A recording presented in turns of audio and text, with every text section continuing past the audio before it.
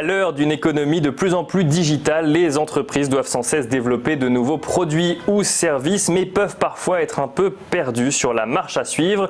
D'autant plus qu'il faut à présent prendre en considération des concepts comme l'interface utilisateur ou l'expérience utilisateur. On en parle tout de suite avec Clément Reynard et Julie Humez, deux des trois cofondateurs de La Grande Ourse. Bonjour Clément. Bonjour. Bonjour Julie. Bonjour. Alors on va commencer avec vous Clément. L'aventure de La Grande Ourse a commencé en 2016 et c'est une histoire amusante puisque vous vous êtes tous les deux et même tous les trois, puisque vous êtes trois cofondateurs rencontrés parce que vous étiez UX designer ou project manager dans la même entreprise. C'est bien ça? Oui, tout à fait. En fait, nous nous sommes rencontrés en effet donc dans cette entreprise, une multinationale, dans laquelle nous étions tous les trois à travailler sur différents projets. Donc en effet avec Julie qui était donc UX designer, moi également, et Anaïs qui était là en tant que project manager. On travaillait vraiment sur tous les sujets finalement de cette multinationale, aussi bien pour la France que pour l'étranger, et sur des sujets qui sont vraiment très variés, comme par exemple des parcours de vente sur les différents sites de la marque, mais aussi des points de vente par exemple, des logiciels métiers ou des dashboards en fait pour la partie sales en fait. Et donc vous vous retrouvez régulièrement pour travailler sur ces projets pour cette multinationale et puis un jour vous vous dites finalement mais pourquoi est-ce qu'on ne créerait pas notre entreprise tous les trois? C'est ça, en fait c'est venu vraiment très naturellement de créer La Grande Ourse tous les trois. En fait tout d'abord parce qu'on a la même vision finalement de l'UX et de comment l'UX doit s'intégrer finalement dans la stratégie des entreprises. D'accord. Aujourd'hui c'est vraiment quelque chose de vraiment très important du coup, tout ce qui va être expérience utilisateur. Et d'autant plus que nous avons trois profils qui sont totalement complémentaires. Par là du coup dans l'agence j'entends que Anaïs en fait s'occupe vraiment de la partie coordination des projets qui sont soit incubés dans l'agence, soit qui se déroulent chez nos clients, ainsi que toute la partie clientèle dont on s'occupe. Et après avec Julie on est plutôt sur la partie management des différents designers de l'agence, avec deux approches différentes. C'est-à-dire là où Julie va être vraiment très orientée ROI, finalement comment rendre l'UX au service du business. Là où moi je suis plutôt axé sur la partie tout ce qui va être sciences neurocognitive, c'est-à-dire en fait comprendre le fonctionnement des personnes pour adapter leurs produits et les services. Alors on va parler dans quelques instants de la spécificité de La Grande Ourse avec Julie. Juste avant on a parlé de UX, UI et de sciences cognitives. On peut peut-être définir ces termes-là pour que les gens qui nous suivent comprennent. Oui, tout à fait. En fait, pour un petit rappel sur l'expérience utilisateur, donc qui est le domaine au global qui regroupe l'UX, l'UI et la partie design stratégie. En fait, le principe de cette discipline, c'est tout simplement de rendre en fait des produits et des services accessibles, simples à utiliser et agréables à utiliser auprès des utilisateurs. Tout ça, faciliter l'expérience en fait. C'est faire en sorte qu'on se pose pas de questions de savoir comment ça marche et qu'on arrive directement à obtenir le produit ou le service qu'on cherche. Tout à fait. Et tout ça en fait toujours en correspondant aux usages dont les utilisateurs en fait sont habitués en fait à utiliser du coup les services, mais également tout l'aspect business aussi qui est vraiment primordial dans notre activité. Alors Julie, Clément nous l'a dit, vous avez la même vision de l'UX, j'imagine donc qu'il peut y avoir des visions différentes. Qu'est-ce qui fait la spécificité de La Grande Ourse? Alors la spécificité de La Grande Ourse, comme le disait Clément, c'est déjà la diversité des profils que nous avons en interne, que ce soit au niveau des collaborateurs, mais aussi du coup des cofondateurs. C'est une grande valeur ajoutée que nous avons. Également aussi l'expérience que nous avons au sein des différentes entreprises par notre passé, qui nous a permis du coup de pouvoir voir un éventail de projets et de pouvoir aussi appréhender les nouveaux besoins qu'on nous apporte. Et directement chez le client en plus, puisque vous étiez au sein d'une entreprise et vous avez pu voir les projets concrets qu'une entreprise souhaitait mettre en place. Exactement, du coup ça nous aide au quotidien pour pouvoir répondre à nos clients. Et alors quand on échangeait un petit peu avant cette émission, vous me disiez qu'avant même de répondre à une mission, la première chose à faire c'était de creuser le besoin. C'est-à-dire qu'on vient vous voir avec un besoin, mais ce que vous dites à La Grande Ourse, c'est que parfois les entreprises peuvent avoir mal identifié le besoin et donc il faut le creuser un petit peu plus pour savoir réellement comment agir sur ce besoin. Exactement.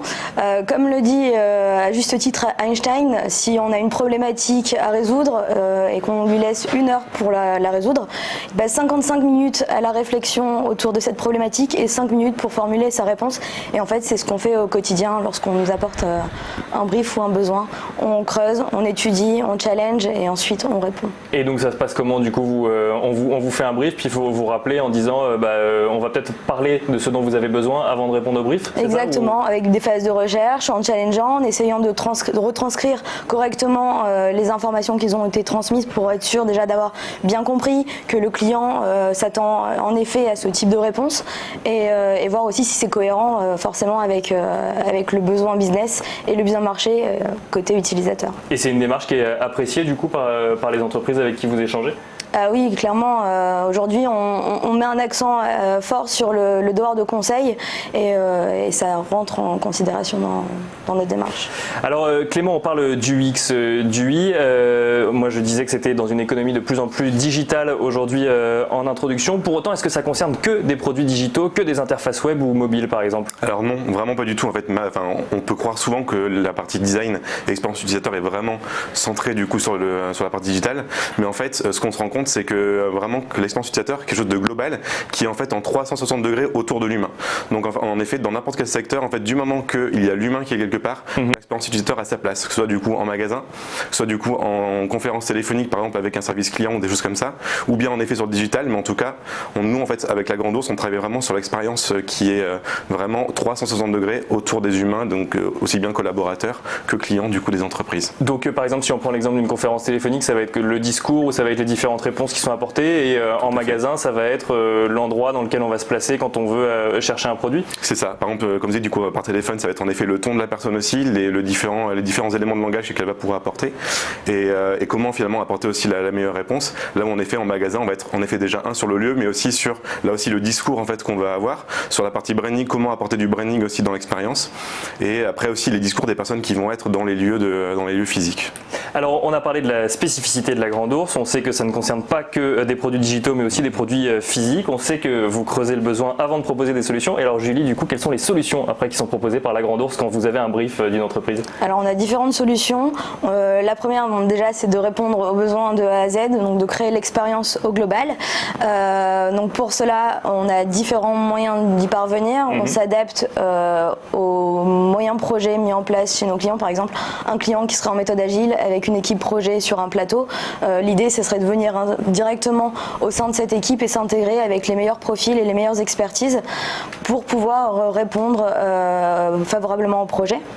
Ensuite, le deuxième moyen, c'est directement incuber les projets en agence. Et aussi, on fait une barre de formation. Donc la formation qui est directement chez nos clients auprès des collaborateurs. Donc en fait, on a le choix, ou on vous dit envoyez-moi quelqu'un qui vienne le faire chez moi, ou faites-le pour moi, ou alors expliquez-moi comment le faire parce que j'ai envie de le faire moi-même, finalement, si je comprends bien. Alors c'est presque ça. Sur la partie régie client, l'idée c'est de pouvoir s'intégrer directement dans les équipes et de pouvoir communiquer, avoir une vraie alchimie, une interaction entre les différentes parties prenantes du projet. Donc pour ça, notre valeur, c'est de pouvoir mettre le bon profil avec les bonnes compétences chez le client. Ensuite, la partie incubation de projet vise à centraliser l'intégralité des compétences en interne pour pouvoir répondre à un besoin.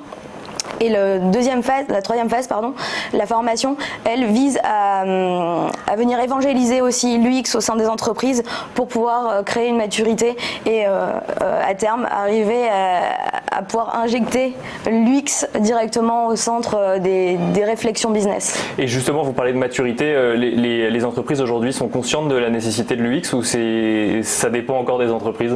Alors ça dépend encore des entreprises, mais on voit une nette amélioration ces dernières années et nos clients aujourd'hui se deviennent vraiment très très sensibles à la question et c'est avec plaisir qu'on leur répond favorablement à leurs demandes. Et alors justement les clients, si on en parlait Clément, quel type d'entreprises font appel à la Grande Ourse du coup? Alors aujourd'hui c'est vraiment tout type d'entreprise. On a aussi bien du coup des grands groupes, des multinationales et aussi des jeunes entreprises, des startups ou des PME.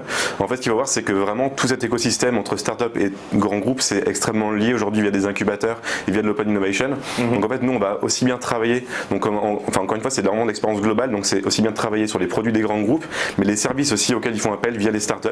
Donc ça c'est vraiment de travailler sur toute la chaîne.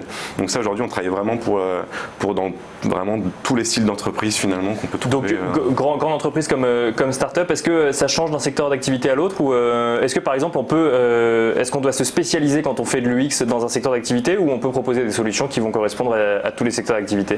Alors en vrai on peut travailler dans n'importe quel secteur d'activité en fait quasiment. Il n'y a pas besoin forcément d'avoir des spécialisations.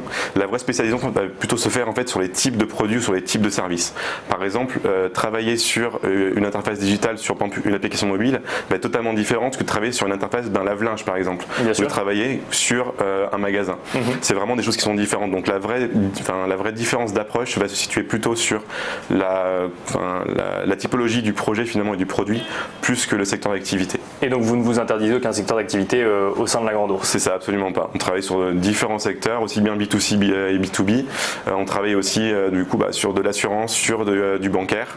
On travaille aussi sur de l'automobile, sur d'autres types d'industries, sur du service pure player. Enfin voilà, on est vraiment du coup sur tous les types d'activités qu'on peut trouver aujourd'hui dans notre monde actuel. Et alors pour finir, Julie, voilà 1 an et demi, 2 ans que l'entreprise existe, que vous avez décidé tous les trois du coup de quitter cette multinationale pour lancer la Grande Ourse. Comment se porte l'activité aujourd'hui? Où est-ce que vous en êtes dans votre développement? Alors aujourd'hui, l'activité se porte très bien, on est en développement perpétuel, on recrute. D'ailleurs, si certaines personnes veulent nous rejoindre, sont passionnées par l'UX, vous êtes les bienvenus au sein de l'agence, où au moins nous étudierons toutes les candidatures. Nous sommes aussi heureux de voir aujourd'hui que l'intégralité des clients sont des clients fidèles et nous recommandent aussi auprès de leurs pairs et de leur réseau, ce qui nous fait vraiment plaisir et ce qui nous motive encore plus à continuer à satisfaire et à faire notre travail de cette manière. Et alors du coup, j'allais vous demander qu'est-ce qu'on peut vous souhaiter pour la suite, mais j'ai l'impression que c'est plutôt bien parti du coup. Pour la suite, de continuer à répondre favorablement aux clients, de pouvoir toujours avoir de nouveaux challenges et d'avoir un recrutement exceptionnel. Merci beaucoup Julie Humez et Clément Reynard. Je rappelle que vous êtes les cofondateurs de La Grande Ourse.